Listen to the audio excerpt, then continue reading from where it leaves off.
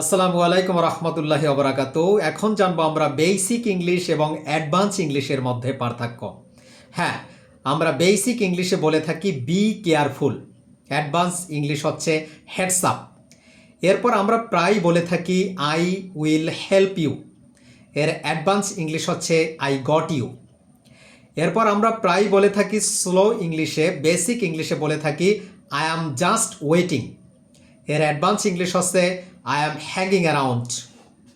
এরপর বেসিক ইংলিশে প্রায় বলে থাকি আর ইউ ক্রেজি, এর অ্যাডভান্স ইংলিশে হচ্ছে আর ইউ নাটস। এরপর আমরা বেসিক ইংলিশে প্রায় বলে থাকি ক্যান ইউ রিপিট, এর অ্যাডভান্স ইংলিশ হচ্ছে কাম এগেইন।